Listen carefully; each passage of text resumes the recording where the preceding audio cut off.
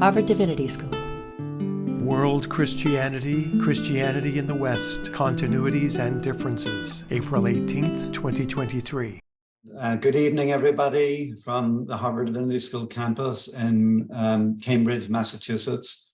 So as Frank said, my name is David Hempton, and I'm honored and very pleased to welcome you to our first ever Young Scholars event in World Christianity here at Harvard Divinity School. Over a decade ago, I was invited to write the 5th volume for a new 7-volume history of Christianity.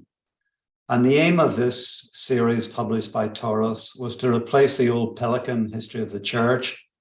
And the volume I was replacing was by G.R. Cragg. I'm sure many of you know the book. It was called The Church in the Age of Reason, 1648 to 1789. So both the title and the boundary dates show the Eurocentricity of this well-written volume. The first date, 1648, as you know, is a Peace of Westphalia, and then 1789, no prizes for guessing the French Revolution. And the Church in the Age of Reason shows that it was really a history, an intellectual history of the Enlightenment and its impact on Christianity, which is an important subject, but in a way locates the volume at a certain date in the history of scholarship.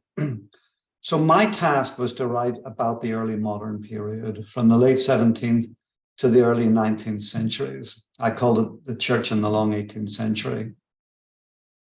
To introduce it, I borrowed a device from one of the great pioneers of scholarship in world Christianity, and I'm sure a name known to many of you here, Andrew Walls, I know, was instrumental in the intellectual formation of quite a few on this call. And the literary device I chose, which was borrowed from Andrew, was to invent and invite an intergalactic space traveler to visit planet Earth in this period to do research on world Christianity. What would world Christianity look like without any location bias for someone who simply stepped off from another planet? What was immediately obvious to this intergalactic visitor, of course, is that the Euro-American preoccupation of most scholarship on the history of Christianity was not reflected in her experience of traveling around the globe. Seeing Christianity as a world religion, not as a missiological prototype or a purely English-speaking religious tradition, is a vital first step towards understanding its global social salience. As I soon found out, writing a book like that was not easy work, since most scholarship on the history of Christianity is still mostly located within national or denominational traditions. So Christian internationalism is hard to grasp and even harder to write about. Trying to do justice to that world Christianity framing was one of the most difficult intellectual projects I ever had to address. That experience of trying to do justice to the enormous geographical and lived religion diversity of world Christianity persuaded me then that Harvard Divinity School should make this a priority at some stage in its intellectual journey. And that brings me to tonight's event.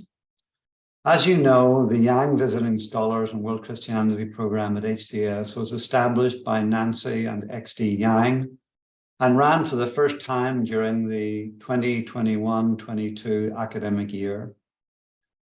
We're incredibly grateful to the Yangs for their philanthropy and for their interest in this exciting program and for helping us on our way. The Young Scholars Program brings scholars in world Christianity to Harvard Divinity School for a year, during which the scholars work on their own research, network with others at Harvard University, continue writing their publications, and teach one course to our students during the year. It's such a great pleasure, really a great pleasure, to have all our 7 young visiting scholars, past, present, and future, with us this evening.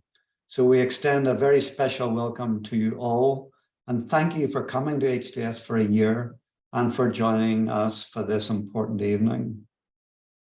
My gratitude also goes to Professors Clooney and Olupana for all their efforts and contributions to the program overall, and for tonight's event in particular. From their different geographical launching pads in Africa and India, these two very distinguished scholars have been stalwart supporters of this program from its outset. We wouldn't be here without them. So this evening, Professor Clooney will start us off in a conversation with Dr. Heather Mellquist Lehto and Dr. Ashok Kumar Mocherla, our current Yang visiting scholars. And after some discussion and further exploration with our other 5 Yang scholars, Professor Lupina will offer some summarizing and concluding remarks. Finally, my thanks go to our Office for Academic Affairs, and in particular to Mr. Marlon Cummings and Mr. Kevin Kimo, who keep our program running and thriving and have set up this event in record time at a very busy time of the year. It is our hope that we will have more events with our scholars who are able to visit and spend time at HDS due to the generous support of XD and Nancy Yang. Tonight's question we are exploring together is, quote, World Christianity, Christianity in the West, Continuities and Differences. So now, without further ado, it's my great pleasure to punt over to Professor Frank Clooney, the Parkman Professor of Divinity and Professor of Comparative Theology here at HDS, to start us off in our discussion and conversation. So Frank, thank you for hosting this evening's discussion, and thank you for all you've done to this program. I think it was only a few weeks ago, Karen Grindler Whitaker, who is the genius behind so much of this, and I were on the phone together imagining how we might do this. And amazingly, what we hoped for and dreamed for has come about. And so we're really happy to be here tonight. My own role in this is simply to moderate and to watch the clock and so forth. But I do say that over the past 50 years, I've been going back and forth to South Asia any number of times, studying classical Hinduism and the like, but always mingling with and benefiting from contact with Christian communities in Nepal and India and Sri Lanka, and developing friendships and learning about old ways that go back as far as the traditions of Thomas the Apostle, up to the missionaries of the 16th, 17th century, up to burgeoning new communities in India. And I think as a comparativist, I'm always very aware of the fact that the similarities across the world in world Christianity are striking, and the differences are extremely instructive. And so I think tonight we are privileged to be able to hear and learn from the similarities and the differences. So as David announced, that I'll begin, our 2 fellows from this year have place of privilege. I'll introduce them one by one. And then after they have spoken, our 2 fellows from last year and our 3 fellows from next year will go, and then we'll opening things up. So let us begin. So Heather Mellquist Lehto, our first speaker tonight, is a cultural anthropologist whose work attends to the intersections of technology, religion, and kinship in South Korea and the United States. Her ethnographic book manuscript, Holy Infrastructure, draws together religious studies, anthropology, science, and technology studies to demonstrate the co-construction of Christianity and media technology in some of the first transnational multi-site churches in the world. Her research appears in many academic journals, including the Journal of Korean Studies, Religion and Society, and American Religion, and her audio ethnographic research has been featured on the international public radio program PRI's The World. So we're very honored to have Heather Mellquist Lehto lead us off. Over to you, Heather. Great. Thank you so much, Professor Clooney. I'm going to share screen so that we have something perhaps a little interesting to look at while I talk. As he has described, my name is Heather Mellquist Lehto. I am a cultural anthropologist, but I come to it by way of the study of religion. In fact, I started to study anthropology by attending Harvard Divinity School as a master's student. And so this is a little bit of a homecoming this last year, for which I'm grateful. Being rooted in anthropology during my first research project, I didn't necessarily envision myself as working in world Christianity or really situate my research project within the subfield itself. As many of you might be aware, the history of world Christianity as a scholarly conversation has emerged in part through conversations in mission studies or missiology. And there's a lot of kind of deliberate focus on non-Western Christianities or Christianities practiced primarily by non-white Christians. And that's a way to sort of correct the imbalance in Christian studies that has been so Eurocentric or American-centric. This was kind of not my orientation, just coming from anthropology and some of the concerns that I had motivating my research. And I'm going to talk a little bit about how I came to be so interested in world Christianity, because I think it kind of speaks to what's going on in the field today. So what first interested me in my research was really the fairly recent transformation of megachurches into multi-site churches around the world. Now, a multi-site church is a single church that meets at multiple locations, and they do this often by recording the service in one sanctuary and broadcasting it to what are sometimes called satellite campuses that can be dispersed geographically across quite a great distance at times. This is something that was that now is quite common, particularly after the pandemic. This probably needs no introduction. But when I began my ethnographic field research in 2011 and 2012, this was a fairly new thing in North America, and this was the context that I was most familiar with. So I started doing research in this context because I thought that studying how Christians designed and deployed media technologies in this context would help me to answer some of my theoretical questions that I had about technology and religion. At this point, it was a new and controversial thing in America. There was a lot of debate over, what are the implications that these technologies would have on the relationship between the pastor and the congregation, for example, or how do we think about liturgy and ritual as being achieved across geographic distance like this. So while there were all these kind of questions that were live in North America and I was doing my research, I noticed in a footnote that there was mention of some of the first multi-site churches being in South Korea and beginning in the 1980s. And it is based on that footnote that I started to learn Korean language, thinking that someday in the future it might become a second or third project. But because of the generosity of certain grants that I won as a graduate student, that is kind of how I became somebody who works in South Korea and the Korean diaspora. So it's that led me to South Korea, but it's an excellent place to study Christianity, global Christianity, and in my case, religion and technology.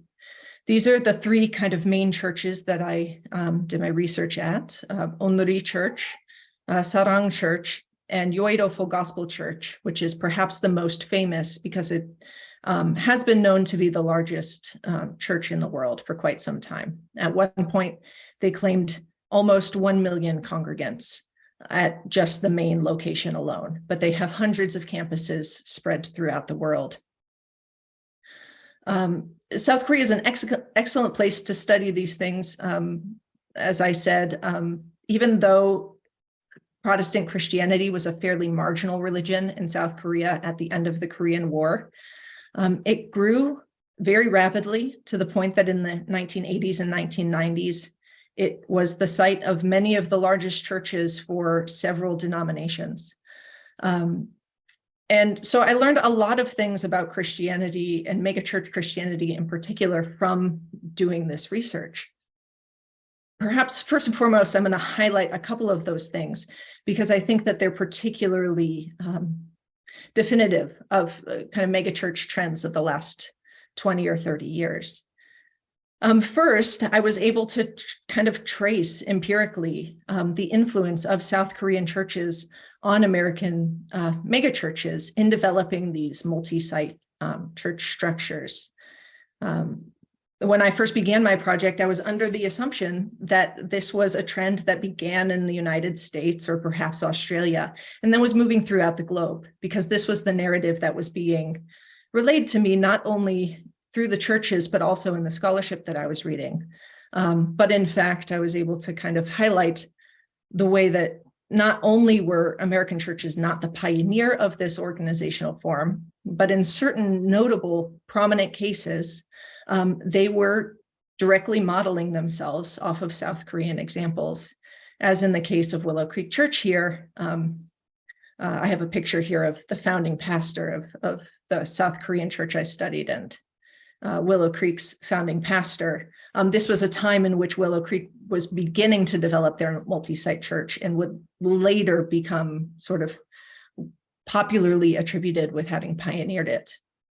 Another thing that I was able to trace back was the way that the cell group model of small Bible study that was so popular in megachurches all over the world in the 1990s and 2000, that this is actually largely attributable to the popularization of it through Young-E Cho at Yoido Full Gospel Church. So these were really prominent sort of influences that I was able to find that really cemented for me the importance of studying South Korea if we want to think about evangelical Christianity and kind of trends in megachurch Christianity in general. On the theme of similarity and differences, this is not to say that these are kind of carbon copies of one another. Perhaps the most significant difference that I'll highlight here is that I learned quickly that in South Korea, there's no colloquial term even for multi-site church, even though they did so much to sort of develop this model throughout the world. They don't actually have a word for it in Korean. Typically, they would just call these churches mega churches. This indicates a number of things about the kind of social and historical context of its development. Theologically, from some of the pastors, they would explain this to me as an example of their obedience to God, almost, because they developed the multi-site church model just kind of by accident. It wasn't a strategy per se, but Onuri Church, for example, was gifted 4 plots of land at the same time. And so they just decided, well, let's try to do church across campuses. This to them is a way of being sort of obedient to God, which is in contrast to an American model of multi-site church, which does rigorous studies trying to figure out the best practices for creating these kind of franchise-like structures. But socioculturally, there's also the fact that South Korean churches have a significant diasporic community, right? And they wanted to kind of facilitate these bonds across geographic distances. People moved and migrated and return migrated. So when I returned to the United States to write my dissertation, though, I was reviewing a lot of the literature in world Christianity. And the question that came to mind often was, why isn't the influence of South Korean Christianity, I think, better documented in studies of Christianity? Why was I reading over and over again this sort of narrative implicitly that megachurch trends really began in North America, or perhaps Australia or Europe, and then were spread and copied in other places in the world, even if they were done so creatively? I think a lot of scholars who are really celebrating and highlighting the significance of megachurches in places like West Africa and East Asia still do so with the implicit narrative that what is so exceptional is the way that they've creatively adapted what were natively Western kind of models and examples. And so one of the things that I've been sort of grappling with, and one of the things that I think is quite interesting about world Christianity right now, is kind of the methods that are being reflected upon in order to grapple with this, this kind of challenge within the field. That is, how can we both highlight and kind of undo the asymmetry of how we are covering Western and non-Western Christianities without exoticizing a sense of exoticizing non-white or non-Western Christianities, right? How do we deploy the category or use the category world Christianity in a way that doesn't reify the sense that the normative home of Christianity is in the West. And so that is properly understood to be not world Christianity, while world Christianity is elsewhere. So that has sort of become my entry point into world Christianity. And I'm really grateful here to have this opportunity at HDS with the generosity of the Yang family to kind of work to develop this. And what I find is really exciting, I think, is that even though world Christianity or global Christianity has been, is already a kind of well-developed subfield, there's still so much work to be done. And I think that there's a lot of openness to thinking about what hasn't been done in the field, what kinds of examples haven't been thought about enough, and what new tools can we sort of adopt in order to kind of theorize and do justice to both the particular and the global at once. And so something that I've really kind of put forward to my graduate students in my seminar at HDS this year is that there's a lot of opportunity and energy and investment in this conversation. And I hope that more people who may not have originally thought themselves a part of it, like myself, will find a place for themselves and really help to make their own contributions. So thank you very much. Thank you, Heather, for so interestingly and also concisely getting us started. I appreciate very much your presentation. I'm happy now to introduce our second speaker, Ashok Kumar Mocherla from India. He is a visiting professor here this year, as Heather is. He is assistant professor of sociology at the Indian Institute of Technology in Indore. The IITs are among the most prestigious institutions in South Asia. His academic interests include sociology of religion, caste, and Indian Christianity, sociology of faith healing and public health. He is the author of Dalit Christians in South India, Caste, Ideology, and Lived Religion from Routledge 2020. He's held visiting positions in Drexel University College of Medicine in Philadelphia, the University of Bielefeld in Germany, and his current book project, Desacralizing the Body in Illness, Christianity, Modernity, Missionary Medicine, and Public Health in the Telugu Country, examines how public perceptions of body and illness have been desacralized with the intervention of missionary medicine and Christian modernity in the Telugu-speaking region of South India. So Ashok, we welcome you, grateful for your year here, and I turn things over to you. Thank you so much, Professor Clooney, for the kind introduction. And I'm grateful to Harvard Divinity School for this wonderful opportunity. And thank you, Professor David Hampton and the HDS staff in making this event possible. Without wasting much of time, let me get to the point. So how do we understand world Christianity from Indian experience?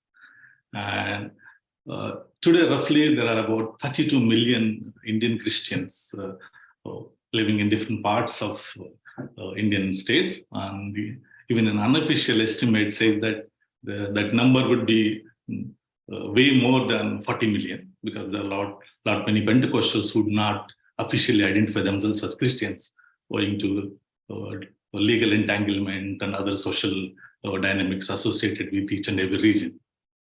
Having said that, so I would like to talk about two major themes in the light of which we'll be able to understand what world Christianity and what the Indian experience has to offer and to move forward. When we talk about India, the discussion on caste becomes almost unavoidable and impossible. And the first theme is the caste and Indian Christianity. How do you understand? The advent of Christianity in India, particularly the 19th and 20th century Protestantism, sort of presented an alternative framework of social change for the depressed classes, mostly Dalits, tribes, women, and other backward class. So in that sense, the 19th century Protestantism of India, even though it has its origins in both Europe as well as in America, it was kind of providing an alternative framework of social change for the depressed classes to deal with the caste inequalities and to deal with the day-to-day realities of caste oppression and other structures of inequality. So as a result of that, what happened in 1860s to 1920 was what the missionaries of then called the mass movements to Christianity. So the mass movements to Christianity was a time frame where many people, particularly communities, converted to Christianity in groups, not as an individual. And another important aspect of mass movements to Christianity in this time frame was majority of them who converted to Christianity were coming from the lower caste and the depressed communities. And in terms of the ideology, all of them who converted to Christianity from 1860 to 1920s were of the view that Christianity, they viewed Christianity as an escape route from the caste discrimination. Meaning thereby, the Protestantism of the 19th and 20th century in India presented itself an alternative framework to what a prominent Indian anthropologist, M.N. Singh, was called the Sanskritization. The Sanskritization was a dominant paradigm of social change. It is a kind of process of cultural change towards the twice-born communities. If anybody is familiar with the caste system, so you have 4 major hierarchies in the caste system, whereby the Sanskritization is nothing but a process where lower castes try to imitate the lifestyles and ritual practices of the twice-born in an attempt to raise their social status. So theoretically, Sanskritization only allows positional change from one state, one particular caste status to that of another one. But theoretically, it doesn't allow any kind of structural changes.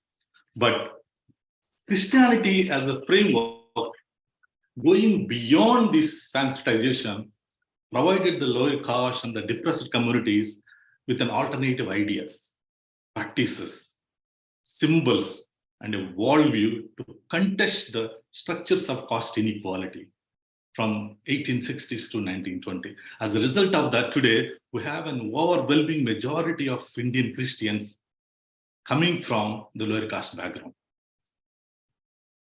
So, as a result of that, depressed class of India moved away from being mere spectators or participants of a previous faith to that of being ambassadors of a new faith, that is Christianity. The second theme I would like to talk about is the public health and gender and Indian Christianity. By 1930s, there were about roughly 176 mission hospitals operating in India of both large scale and small scale, particularly catering to the needs of women, children, lepers, insane, TB patients, and so forth. So there were also, it was organized on different lines. You have the missionary societies from the British land, particularly the Dufferin Fund and the Janana missionary societies. And you also have missionary society, women's missionary societies, mostly funded by the American Evangelical Lutheran churches, particularly Lutherans. So the Dufferin Fund was created by the Queen Victoria to provide health services to Indian women. And their primary motive was to educate the Indian women and to make them doctors, medical assistants, nurses, and midwives. It also operated various dispensaries across the Indian subcontinent. On the other hand, you have the mission hospitals of small and large scale, primarily catering to the needs of the women and children, because the traditional cultural structures and the practices prohibited male doctors to even have a basic physical contact with the women patients. Consequently, women and the children were largely left at the mercy of the untrained midwives, and leading to so many pre and postnatal deaths and child mortality rates. Even it was reported in the Pune province, the child mortality rate in Pune province in 1920s was 10 times higher than the United Kingdom.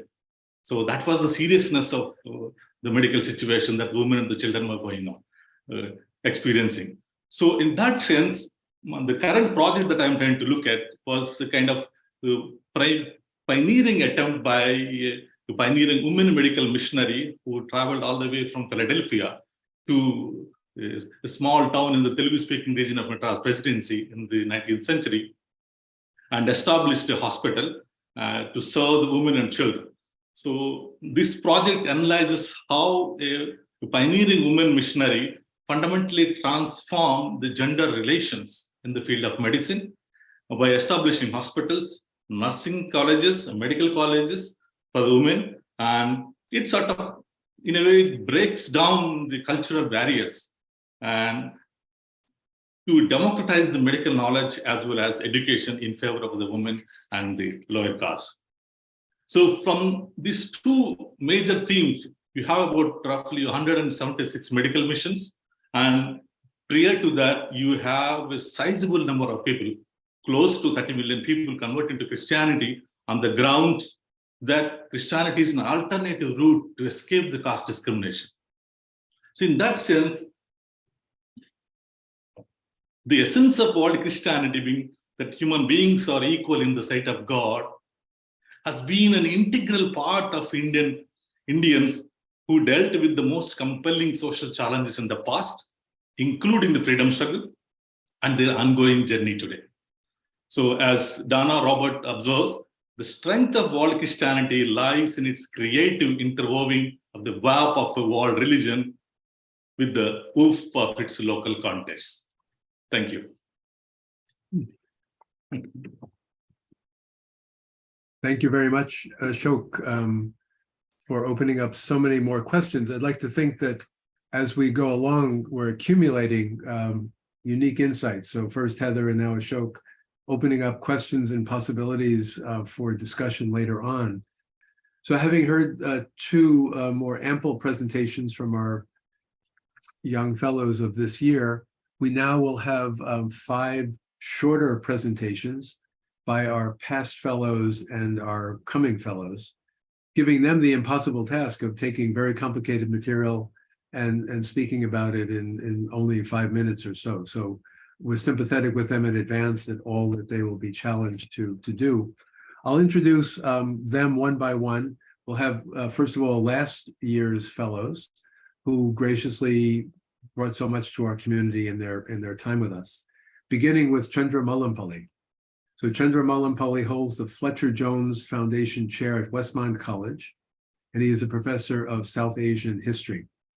His recent and very well admired and received book, South Asia's Christians Between Hindu and Muslim, from Oxford University Press, explores the deep history of interaction between Christians, Hindus, and Muslims in South Asia. His current project explores the capacity of religion to foster cosmopolitanism, especially among South Asian diasporic communities. So Chandra, over to you and welcome back. Thanks so much, Professor Clooney, and thank you, Dr. Heather Mellquist Lehto and Ashok Mocherla.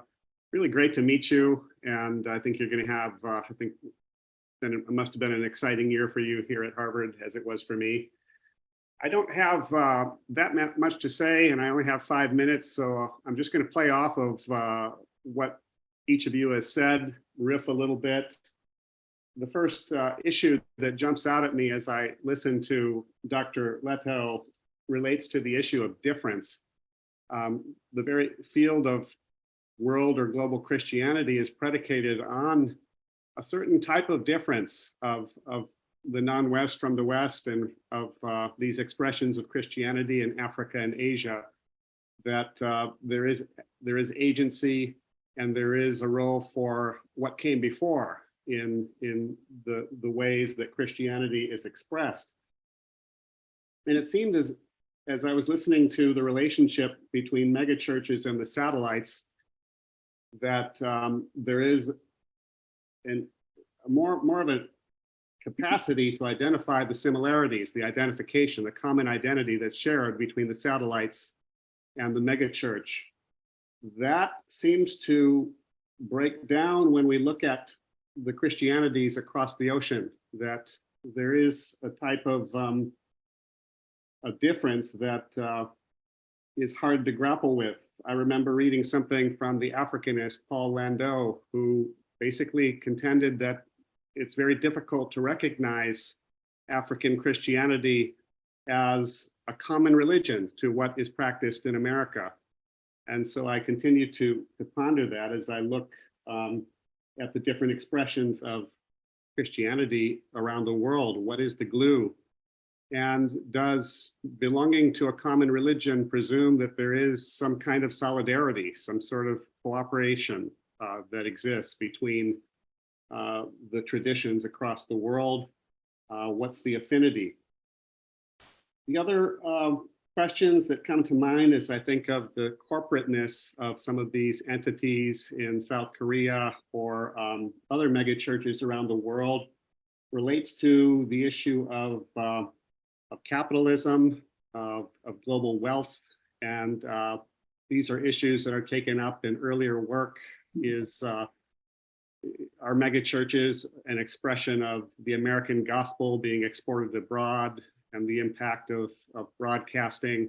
And I think, Heather, I think you've pushed back on that very effectively in describing the reverse influence that's taking place. So I certainly appreciated that. Relating to Dr. Mocherla, I appreciated your emphasis on the emancipatory impact of Christianity in the Indian context, but it only reinforces the sense that global Christianity or world Christianity is becoming increasingly the religion of the global poor. And as such, it's not always easy to recognize the forms and the structures and the theologies as sharing any common basis for what came before in America or in Europe. I don't know that these Dalit converts are reading Karl Barth's Dogmatics or any of the other aspects of the corpus of a theological education elsewhere. So what is the cultural material out of which the poor express and articulate their Christian devotion? And in what ways do we recognize them as sharing a common thread with Christianity in the West?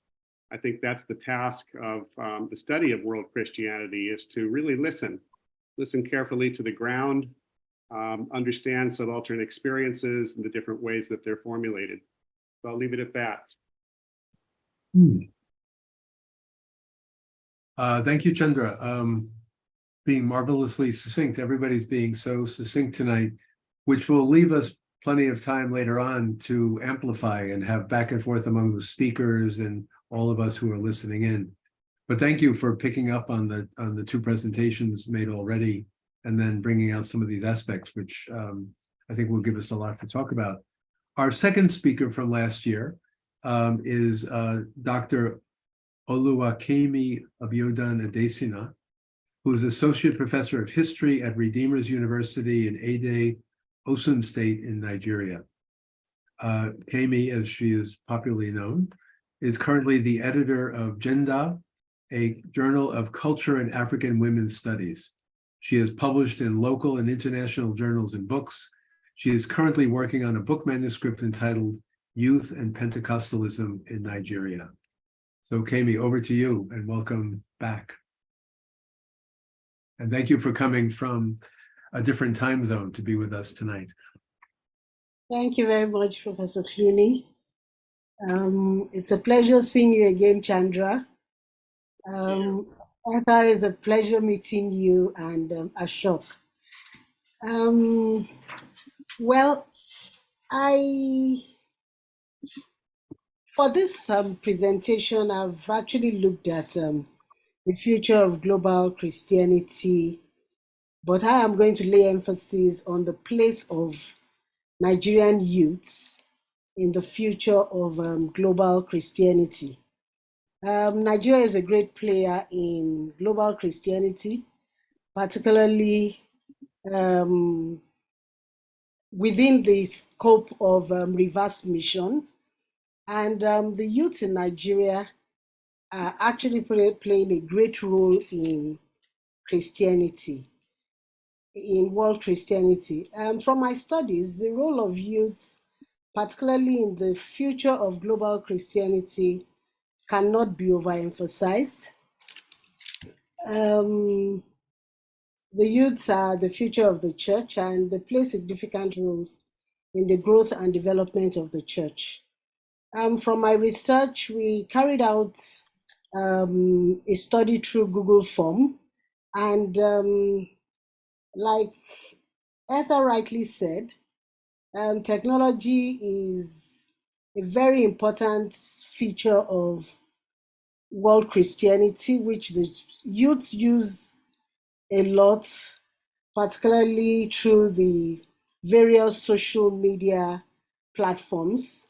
And they have been able to impact on global Christianity through those platforms. They have used those platforms for evangelism, where they have shared their faith through those platforms. And this has led to the growth of church in Nigeria and even in other parts of the world. They have brought unique styles of worship to the Christian community. The Nigerian youths have also brought, they have also been passionate about mission works. And this has made significant impact on global missions. They have also engaged with social justice in global Christianity, as they have tried to be advocates of social justice issues such as inequality, poverty, and corruption. An interesting trend that I noticed is a reawakening which was born out of some kind of comparative analysis between modern day societies and cultural societies. And what they've concluded, this youth that I refer to, are that their cultural beliefs do not mesh well with what is available today. They believe that I believe that there's a clash of ideals, and they have some identity crisis, the youths that I refer to. They are no longer satisfied with the provisions of institutions of Western civilization, and such civilization that I refer to here are democracy, legal institutions, because they feel they can't see the church as a champion of social justice. For them, it has become a breeding ground of social injustices that has decimated wider society. I'm sure this is going to be controversial, but that is my observation from my field trip, that these young people feel that what society stood for before Christianity, they feel it's more ideal than what they find in Christian faith now. Because now they go to churches, they find people who have been accused of embezzling funds being celebrated. Meanwhile, in traditional societies, either such people would have been condemned by society and they wouldn't be able to they won't be respected in society. I'll leave it at this point because I think I've overspent my 5 minutes. Thank you. Okay. Thank you, Kemi. And you are raising some controversial points that we can return to later. So everyone make a mental note and we can come back to your questions about the pre-Christian and the Christian era, and is it better, is it progress, or how these things go. So that's very interesting. Thank you so much. So now we turn to our the future, our three young scholars who will be with us next year. And I'll, in the same way, introduce them one by one. And I would ask them perhaps, just as a teaser, to attract interest for next year, to tell us also in a sentence or two, and you can take an extra minute or whatever you need to do this, what you intend to be working on while here next year. So I think that will be a bonus that we begin to anticipate where we'll be in the fall. So I'll begin with Thomas Santamaria. Tom recently finished his PhD in Renaissance Studies and History. He is currently the interim dean of Silliman College at Yale. He is working on co-editing a book on Catholic global missions and the emotions in the early modern world. His first monograph project is also coming forth, or is well underway, on the role of the body in Catholic devotional life. So Tom, over to you, and you can respond and tell us about what we can expect from you next year. Thank you so much, Father Clooney, and thanks, of course, to the generosity of the Young family that makes this possible, and to Harvard Divinity for bringing this interesting evening of conversation, which no doubt will continue in the future with young scholars, past, present, and even more future as we move forward. I think what I'll do is I'll talk a little bit about the projects that I want to work on and tie them in with some of the themes that I'm already hearing. You know, world Christianity, there's this phrase that Tony Grafton used at a lecture last year that haunts me when thinking about world Christianity, because he said, it's really hard to do one thing well, let alone two or three or more. And of course, if you're working in world Christianity, you're working in two or three or more things at once, which does make it quite a challenge. Now, you know, I know that one thing we're thinking about in Christianity, I work mostly in Catholicism or Catholic Christianity, is, you know, who are Catholics today, or who are Christians today? This is, you know, a question I think we all see all the time in relation to, you know, American politics. People want to know. Well, it's a question whose origins reach back quite far into early modernity, which is what I work on, and missions. And increasingly, as we've all mentioned, we're trying to move away from a Eurocentric model of thinking about those missions, and therefore whatever global Catholicism or global Christianity is.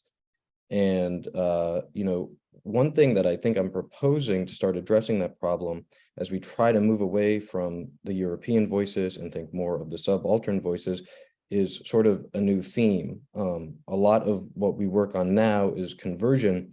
What I think I want to research more is apostasy. As it turns out, you know, one person's trash is another person's treasure. Well, in a similar way, one person's convert is another person's apostate. And it's kind of, seems to me, an interesting take, because one thing that happens in these moments of cross-cultural contact between Europeans and other peoples is that Europeans, as frequently as they convert people, or at least to some degree, also apostatize and leave either religious life or even Christianity or Catholicism altogether. So it strikes me that, you know, if it's hard to do a lot of things well, maybe focusing on a theme across geographies might be a good way, and that seems like an interesting theme. And then the only other thing I was going to raise as something of a response to Heather's presentation on multi-site churches is that you know, before technology, there was also the supernatural. So another thing that I'm going to be working on next year is bilocating nuns, and you know, these missionary nuns from Europe who managed, by certain accounts and by certain attestation, to be in multiple places at once as part of their missionary efforts. And it also actually does bring in to Ashok's question the point about social change. You know, one of the things that happened following the Council of Trent was, you know, when it concluded in 1563, was this decision to keep nuns cloistered in convents. Well, it's pretty amazing if you have bilocating nuns, just how far from the convents they're getting, and speaks to the ways that Catholicism in this period was grappling with social change. So I think I'm going to keep it brief in there by talking about how some of the things I'm working on relate to some of the themes that have already been raised. Okay. I never thought we'd get to bilocating nuns tonight, so that's another treat down the road. I did some work on Constantine Beschi, the Jesuit missionary, 18th century South India, who was inspired in part by Maria of Agreda, the Spanish nun who wrote Life of the Virgin Mary based on discussing things with the Virgin Mary. But there are all these stories about Maria of Agreda having apparitions in the southwest of what is now the United States, and going back and forth and all that. So bringing this kind of unusual angle into the discussion will be fascinating. So it'd be fun to find if there are other parallels of things that one might find either implausible or perhaps out of the ordinary that we find by turning to different cultural contexts, and also how people in other parts of the world might look at the United States and say, well, that's pretty implausible too, what you are calling or practicing as Christian. So thank you very much, Tom, for such a succinct presentation. Everybody's being so good on time. This is quite marvelous. So I'd like now to turn to Gina Zurlo. Gina, welcome to the area. You're up not too far from here already, but welcome down to Cambridge soon. Gina Zurlo is co-director of the Center for the Study of Global Christianity, located at the Gordon Conwell campus, at least temporarily up there on the North Shore of the Boston area. Her work intersects quantitative sociology of religion, gender studies, and world Christianity. In 2019, she was named one of the BBC's 100 most inspiring and influential women in the world for her work in quantifying the religious future. Her latest book is Women in World Christianity, Building and Sustaining a Global Movement, which is out right now in 2023. So Gina, over to you, and the screen is yours. Wonderful. Can you see my screen share okay? Yes. Great, wonderful. Thank you so much. The benefit of going towards the end is that your mind is just racing with all kinds of things you can talk about. But I wanted to use a little bit of time here to talk statistics, if I can.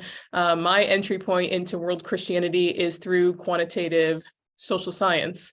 And I wanted to share this very boring line graph, in fact, which is the percent of the world that is Christian from roughly the year 1900 to projections for the year 2050, which shows very little information, which is that around a third of the world has been Christian, is Christian, and is projected to be Christian into the future. You might think, wow, she only has 5 minutes and she's spending it on this very flat line. But what this line graph hides is the reality that this shift of Christianity to the global south has happened and is continuing. So if we look at the demographic makeup of Christianity in the year 1900, we see that 82% of all Christians lived in the global north in 1900, and only 18% of Christians lived in what the United Nations calls the global south. But today, global Christianity looks like this. This is why we're all here. This is why we study this material, in a sense, is because 67% of all Christians today live in Asia, Africa, Latin America, and Oceania, and only 33% of Christians are European, North American. So this discussion of decentering Eurocentrism in the study of Christianity is real, because Christianity is shifting, and we anticipate that by the year 2050, 77% of all Christians will live in the global south. And of course, Christianity shifting is not anything new. There have been other shifts in Christianity over the course of Christian history. But I think one of the least acknowledged aspects of Christianity's shift to the global south is that there would be no shift to the south if it weren't for women. And I'm really delighted to hear Ashok and Kemi and Tom talk about gender and women in their research, because, in the words of Dana Robert in her 2006 article, World Christianity is a woman's movement. And so we see that Christianity really is majority female everywhere in the world. And the book that I have coming out in a couple weeks here talks about the reality of the the queens and mystics and pastors' wives and missionaries and teachers and nurses and Bible women and indigenous evangelists and mothers and widows who help spread the faith and make Christianity the world religion that it is today. And really, if you go to almost any congregation in the world, it's going to be majority female. But one thing that my previous study revealed was a chronic lack of data on gender in world Christianity. And so my first round of my Women in World Christianity project talked about the gender makeup in membership of Christian churches and networks and denominations around the world, which tends to show gender parity. Both men and women tend to both be members of congregations. But when you look at who's participating, it's just off the charts that it's mostly women who are kind of the on-the-ground workers, whether or not they're in official leadership capacities.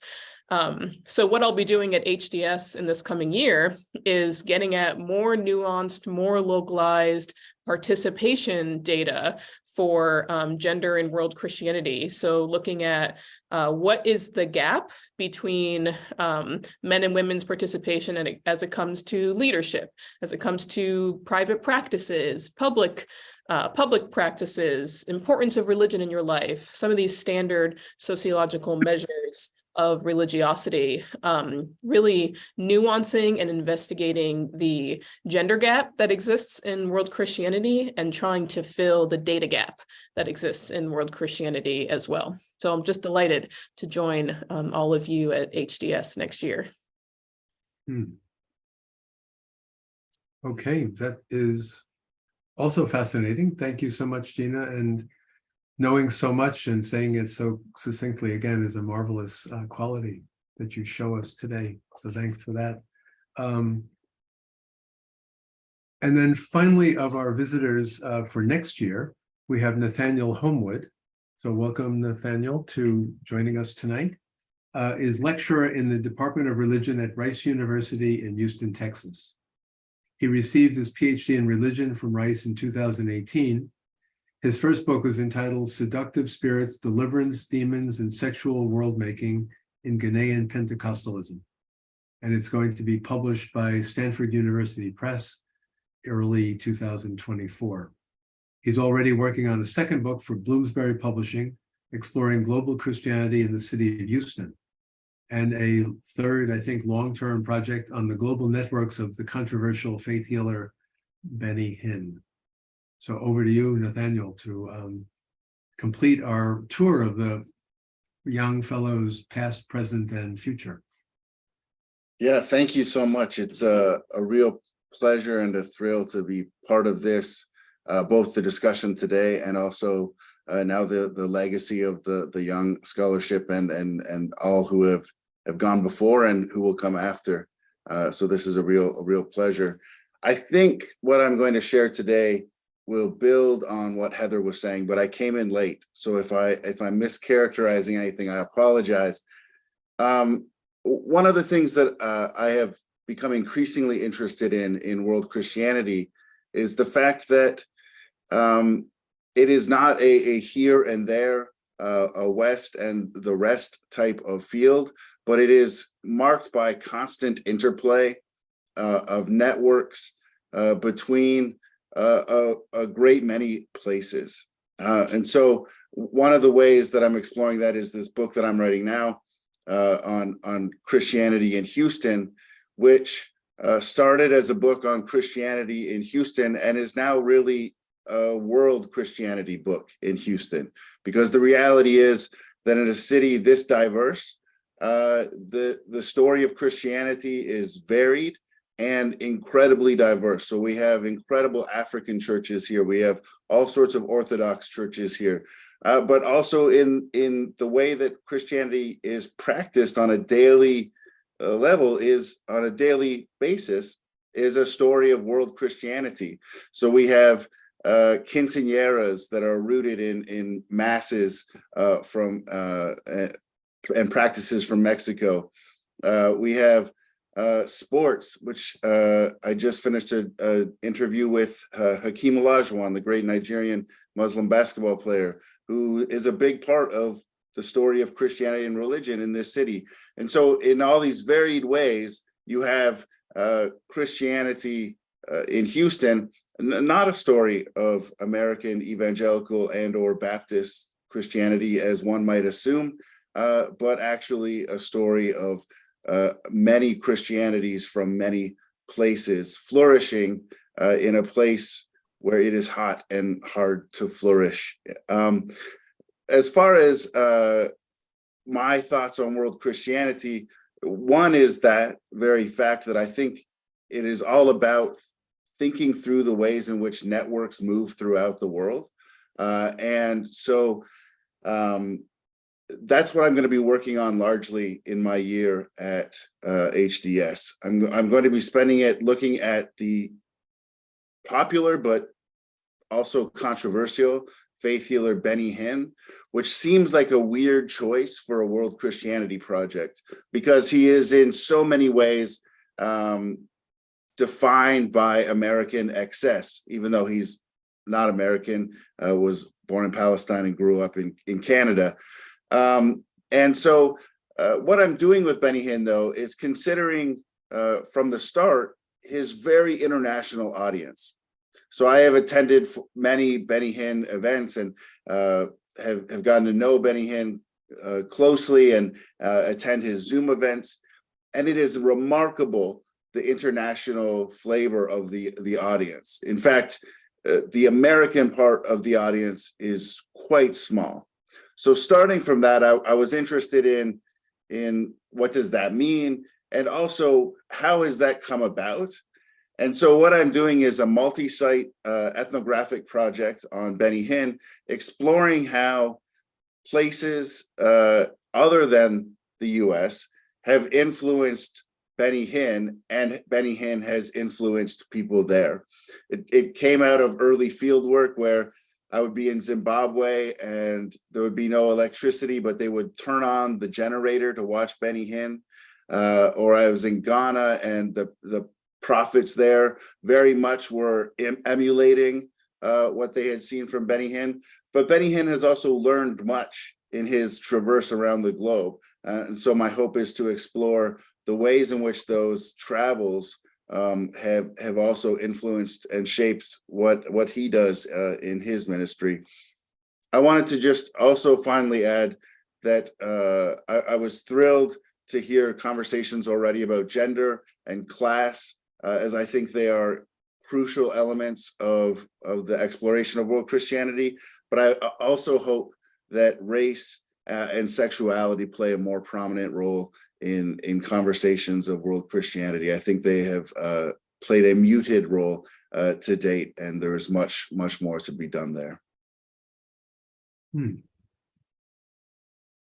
Okay, thank you, Nathaniel. And thanks then to all our speakers for opening up so many issues in such a succinct fashion, giving us this kind of dizzying tour of the world all at once.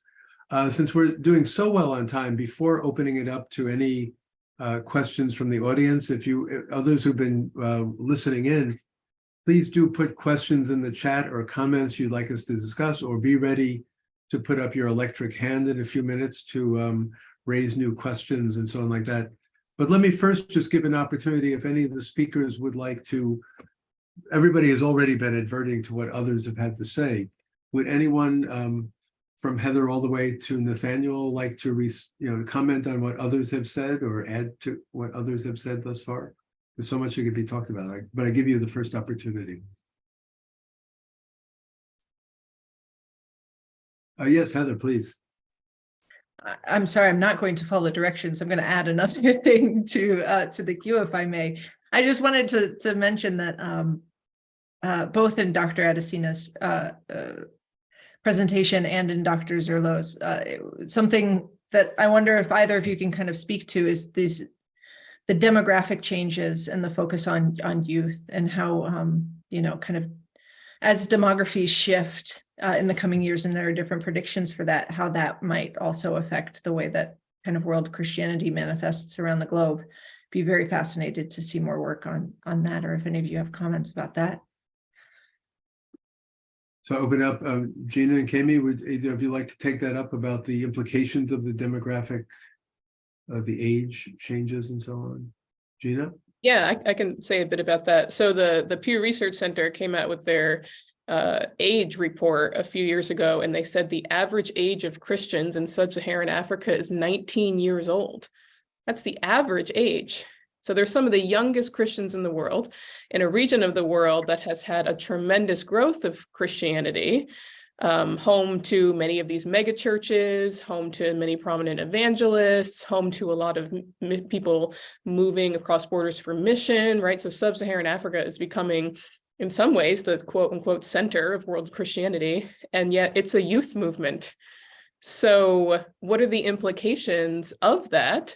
What kind of theological education are these youths receiving, whether formally or informally, to inform the kind of work that they're doing and the influence that they have on Christianity? Is it mostly coming from social media? Is it coming from technology? Or is it coming from learned professors somewhere? Probably not.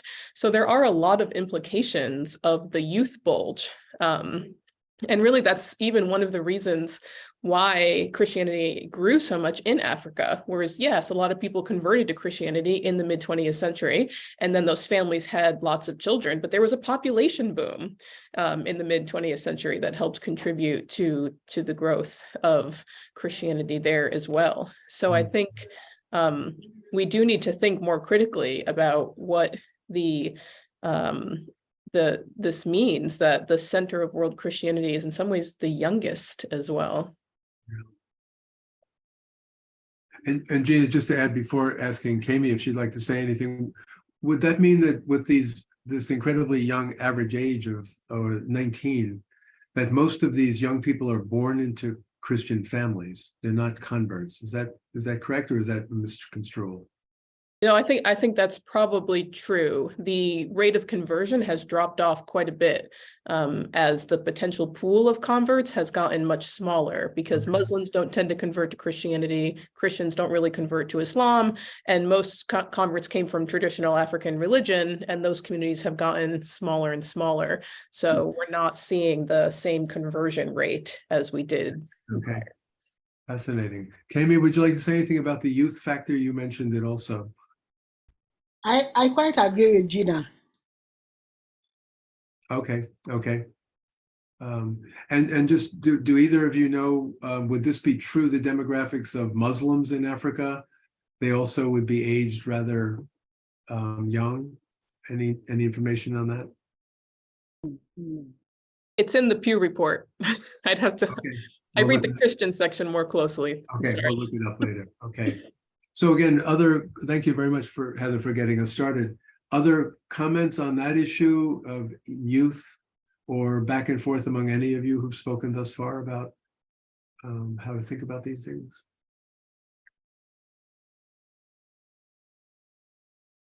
Chandra. I have to slip out because I have to lecture on the Vietnam War in about 3 minutes.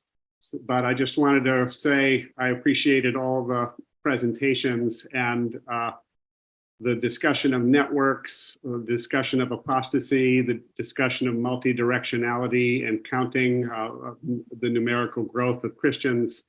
I just am really captivated with this question of how do we constitute a Christian subject outside of the West, and what goes into that type of reflection, and the need to just adopt new lenses and new capacities to listen to subaltern peoples and the way they formulate their theologies and their convictions, and recognizing that they're going to be very different from ours, especially if they're not literate and if they're not plugged into global networks of information. So I think our task is immense, and I'm really excited about being a part of this conversation with all of you. Thank you, Chandra, and good luck teaching the Vietnam War in an hour's class. So that's Right. another heroic deed you'll take on yourself. Before opening it up, I would pose a question. So I mentioned earlier that I've been going back and forth to South Asia for 50 years now. And my concern has always my interest has always been about the Hinduism and the Buddhism in South Asia, thinking about those religious traditions, and then in a way, looking at the Christian communities, particularly in India and particularly in South India, in light of what I know about the Hindu communities. And I'm wondering, very few of you mentioned anything much about the engagement with Islam or Judaism or Hinduism or Buddhism. Ashok, you certainly talked about the caste issues and the like. Would anyone like to say any more about your expertise area? How there is do we learn something? We're so concerned about pluralism, religious diversity in North America, United States today, Cambridge, Massachusetts today. Do the situations that you study tell us something about how to think about interreligious relationships, that the Christianities of the world and the South should or could change the way we in places like North America, East Coast, think about pluralism? Anybody able to think off the top of their head about a topic like that?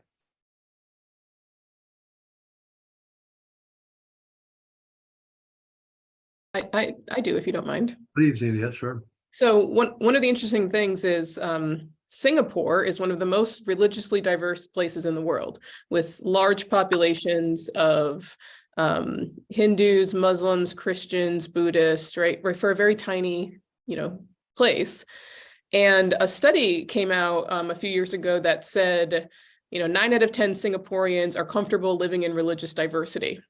And then around the same year, a report came out from the United States that said 9 out of 10 evangelicals don't like religious diversity or don't want anything to do with their, religious neighbor, or are just uncomfortable with levels of pluralism. I thought, what an interesting world Christianity question, which is the United States, the country with the most Christians in the world, and still a major player in world Christianity discourse.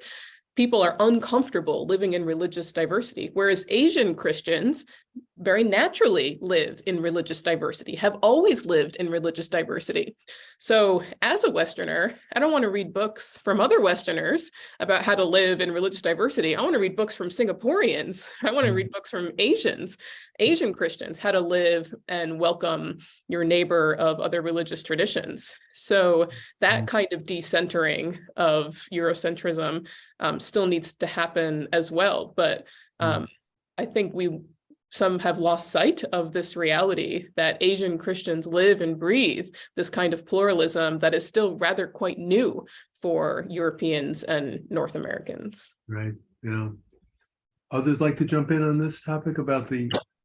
Yes, I think to continue the discussion on what Dr. Gina and what Dr. Chandra Malampalli has mentioned, the future of world Christianity lies in the strengths of how world Christianity going to survive in the more diversified and plural society like South Asia, the global South. And many of these countries, Christianity is the religion of the minorities, not a dominant religion, unlike the West.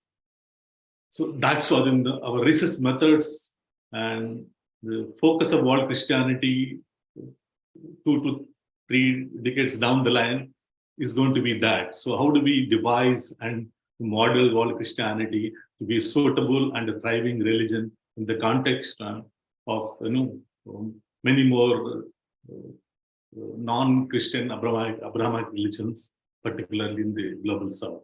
So that's going to be very challenging, and it has its own, and each region has its own challenges to pose. Christianity as well as Christian communities at large.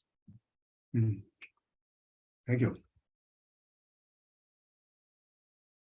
So, anybody else? Dean Hempton, would you like to jump in there?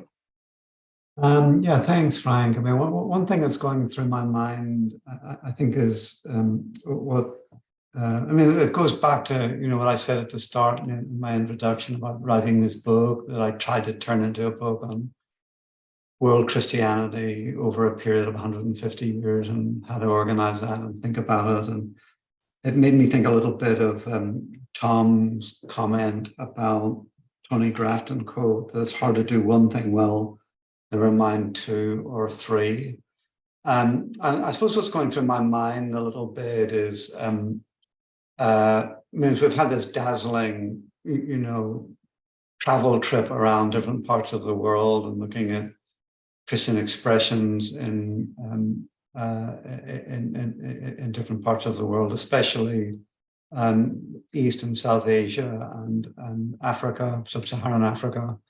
I mean, is it possible? I mean, I grew up studying European, British Isles Christianity, which was more or less country by country. There were French ecclesiastical historians, German ecclesiastical historians.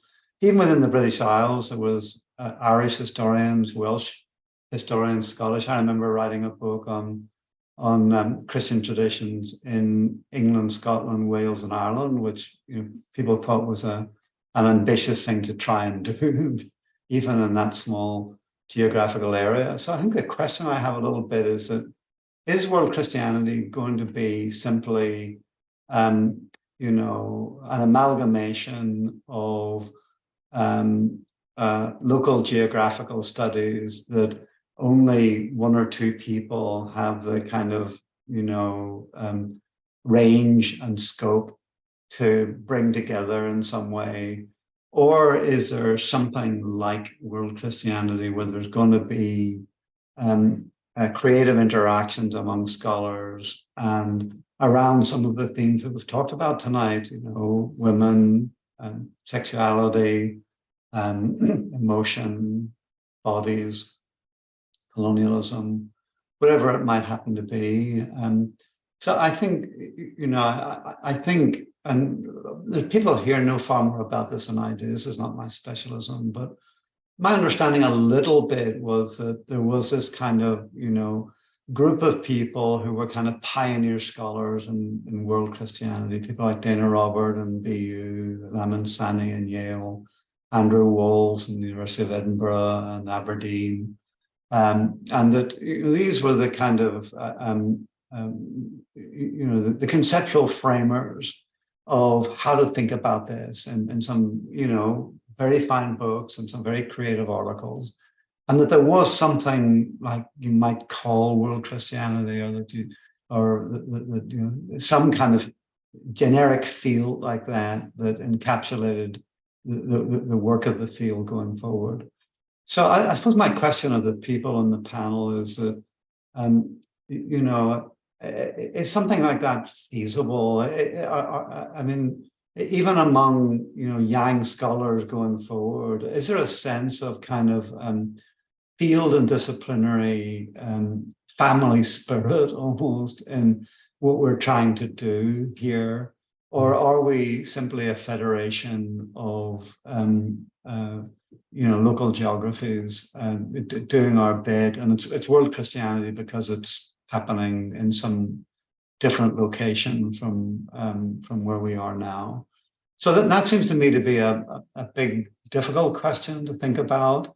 One or two people have tried to answer it tonight by focusing on, I think it was Tom again, talking about like apostasy as a theme.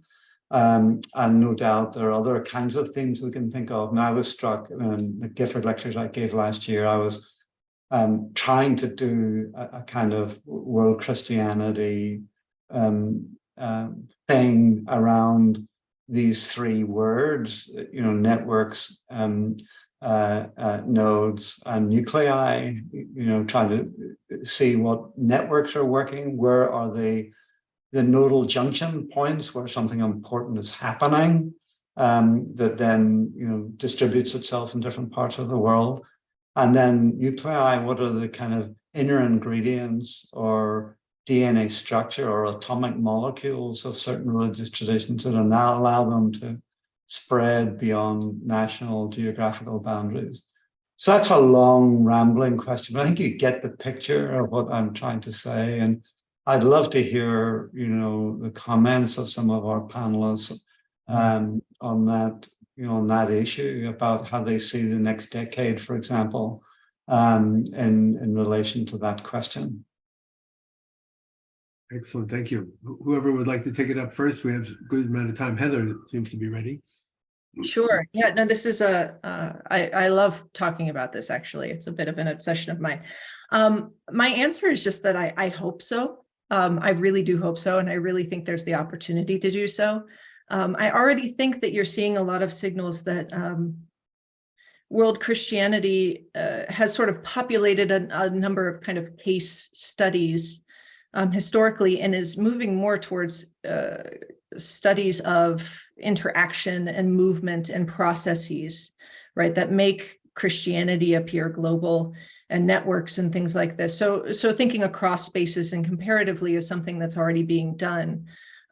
Something that I hope is also done, maybe with the inclusion of more social scientists, which have been kind of underrepresented, I would say, in this conversation, is thinking very deliberately about the idea of global Christianity and world Christianity, and maybe adopting some tools, some theories and methods from the social sciences as they've been thinking about how do we think about how difference is imagined and emplaced around the world. So really pointing to the fact that like the global is an imaginary, right? And at a certain degree, if we, think about Catholicism, in the name Catholic, right? There's a universality to it.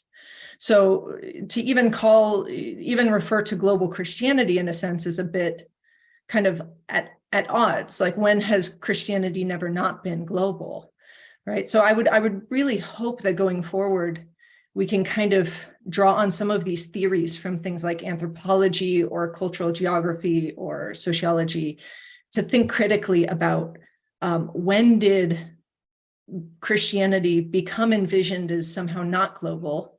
What are the things that make us view Christianity and think about its spatiality as being more global? And what are different kinds of imaginaries about religious community and movement and dynamics that might move us forward? And I think it's at that level, thinking about themes and connections and spatiality, that I think some of this could also happen, which doesn't take away from the culturally particular cases, which are also quite valuable, of course.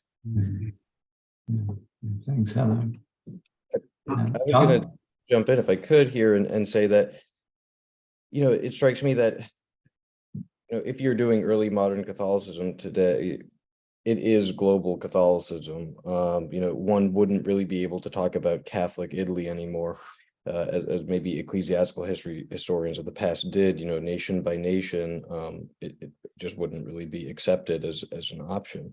At the same time, though, it actually strikes me that it might be an interesting time in some ways to revert to that model if we're thinking about the world today and, really actually rise of nationalism post-COVID with China ascendant, Russia and our world closing in some ways and not being maybe as global as it looked 3 years ago. So, again, it might be a way of looking at opposite things, that sparked some interest. But I also think that you've raised an interesting methodological question. Obvious, I'm an early modernist, and the subaltern voice is very hard to retrieve, in the early modern period. That doesn't mean it can't be done or shouldn't be done, but it does raise a serious methodological question. How are you going to do it? And I'm just noting that the most recent issue of the Journal of Early Modern History was about global microhistory of the local and the global.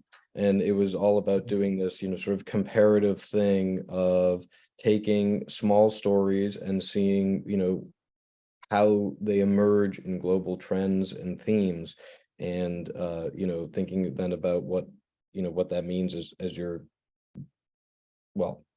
defining, if that's what you want to say, what world Christianity or Catholicism is.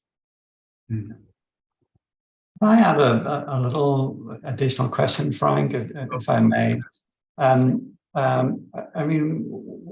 I was setting out on some of these interesting questions in European Christianity, I was reminded of this at the conference we had on Friday, celebrating the work of Charles Long and how to think about African and African American Christianity. I remember the excitement that we all had then of moving away from Christendom, establishmentarian, socially elite Christianity to what we call popular religion or unofficial religion or lived religion here at Harvard, or whatever word or phrase you used. It was really religion from below.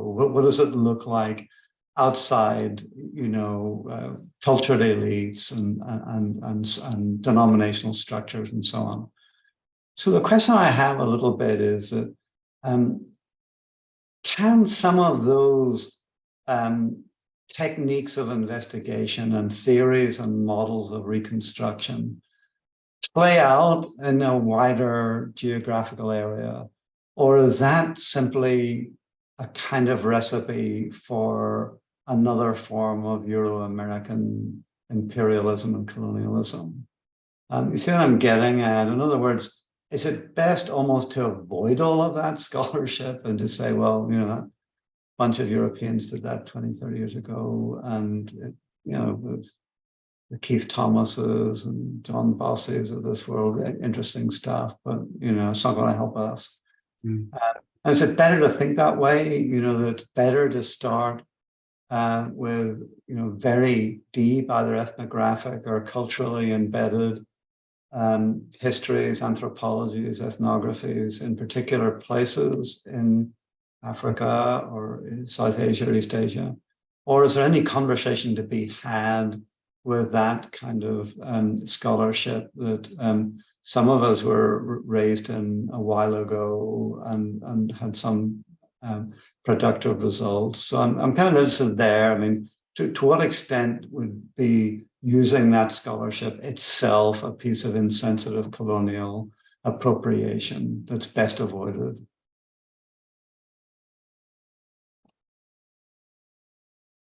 David, I would add to that. I noticed I've been looking at already at the program for the AAR meeting in San Antonio in a few months. And one of the interesting proposals that may be a panel for the Hindu Christian Studies group is to try to reimagine the conversations and ways of talking about Hindus and Christians by using indigenous terminology of the Hindu tradition. So thinking in Sanskrit, thinking in Bengali or Tamil, and trying to generate out of those knowledge systems and intellectual structures a way of talking about Christianity instead of always using English language and discourses from the West. And it seems to be, maybe it's something related to what you're saying, is destabilizing it by saying, well, if we turn the whole thing around and looked at it in terms of other vocabularies, it could be very productive for us. So, but comments from anybody on the panel, and we'd like to then open it up for everybody who's been patiently listening in. But on David's question, any thoughts from anybody? I was going to take I didn't want to go. I'll just make a really quick jump, which is to say this was very much the question of Jesuit missionaries and the point of accommodatio and deus versus. I mean, the question of language is really. I mean, it's at the root of this effort. And what does translation mean, and how can you? Is translating just taking the same old concepts and just importing them into a new language, or how does it change things when you begin to think in an Asian or African language, let's say? I think, and you brought up Charles Long. I think using Long is a helpful way to think about the ways in which all of those sources you mentioned might be part of the act of signifying. And if you're constantly wrestling with how something may or may not be signifying in world Christianity, you also stumble across all the many ways in which counter signification happens. And so I think Long actually is an underutilized resource in world Christianity. I think he offers so much in these conversations because of his ability to toggle back and forth between places around the world and also the American experience. So I think beyond just signifying and counter signifying, but especially signifying and counter signifying, Long offers us a lot of tools to evaluate the questions that you're mentioning. Thank you for everyone who's been here, especially Kami being up very late at night. We appreciate that. generosity in particular, but wonderful conversation. And again, I just close by adding to the dean's comment, thanking the Young family for their generosity in making all of this possible. And we've had wonderful conversations last year, this year, and I think we'll look forward to more in the future. So with that, unless there's any further comment from the dean or others, I just say thank you and good night to everyone. Sponsors: Harvard Divinity School, Office of Academic Affairs, Yang Visiting Scholars in World Christianity Program. Copyright 2023, the President and Fellows of Harvard College.